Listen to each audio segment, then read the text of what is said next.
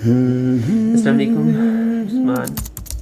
Languages सीख रहे हैं, काफ़ी सारी लैंग्वेजेस से गो थ्रू हैं। आप लोग देख रहे हैं स्पेनिश लैंग्वेज की एक ई बुक भी अवेलेबल है।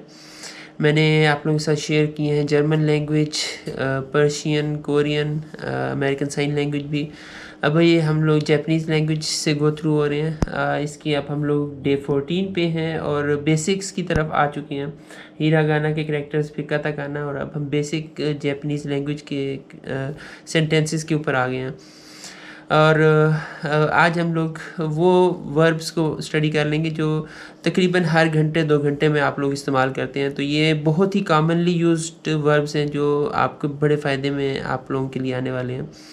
आप लोग ये इस्तेमाल करेंगे और आप लोग जापानीज़ लैंग्वेज में यकीनन एक स्टेप आगे ही मूव करेंगे। तो मेरे साथ आप लोगों ने प्रैक्टिस करना है। थोड़ा सी निमोनिक्स भी आप लोगों के साथ टिप्स भी शेयर करता रहूँगा ताकि ये आप लोगों को अच्छे तरीके से याद हो सकें।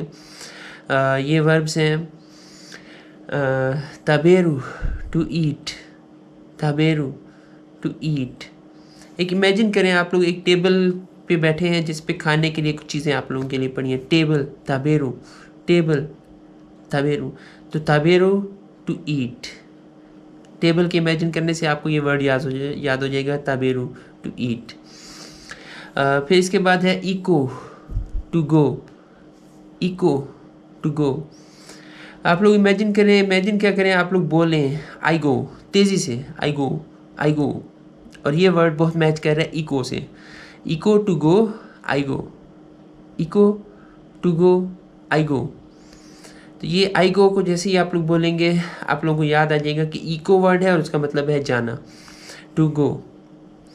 फिर इसके बाद है मीरो टू वॉच, टू सी, मीरो टू वॉच, टू सी, देखना। आप लोग इमेजिन करें एक मिरर के सामने आप लोग खड़े हैं और अपने आप को देख रहे हैं। तो मिरर से मीरो, मीरो, मिरर टू वॉच, सी, मीरो, मिरर जिसके सामने आप खड़े हैं और अपने आप को देख रहे हैं, टू वॉच, टू सी। फिर इसके बाद है हानासु टू स्पीक, हानासु टू स्पीक। जापानीज़ लैंग्वेज में हाना मीन्स फ्लावर, तो आप लोग समझें कि एक फ्लावर से, फूल से आप लोग बातें कर रहे हैं। हानासु टू स्पीक। फिर इसके बाद है काको टू राइट। अब आप लोग इमेजिन करें कि एक कैट को आप लोग लिख रहे हैं, कैट वर्ड लिख रहे हैं। काको, कैट टू राइट।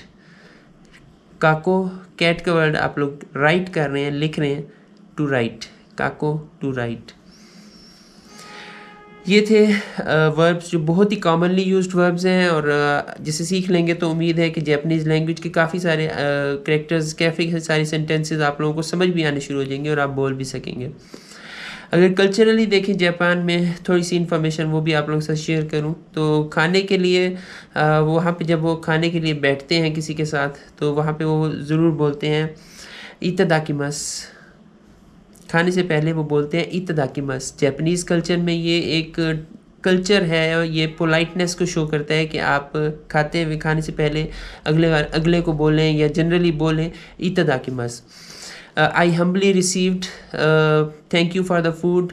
और ये जो थैंक यू है ये सिर्फ उस शख्स को नहीं कह रहे जिसने खाने को प्रिपेयर किया आप लोगों के लिए, बल्कि उस शख्स को भी ये भी थैंक यू होता है। उस शख्स को भी ऑनर देते हैं, रिस्पेक्ट देते हैं जिसने ये कहीं ज़मीन पर खाना आप लोगों के लिए लगाया होगा और वो बड़ा किया होगा, उसको पानी दिया होगा फूड को।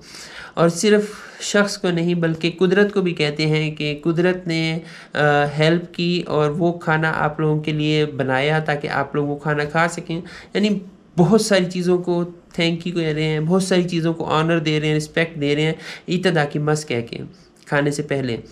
और खाने के बाद फिर वो कहते हैं गोचिसो सामा देशिता, गोचिसो सामा देशिता, thank you for the meal.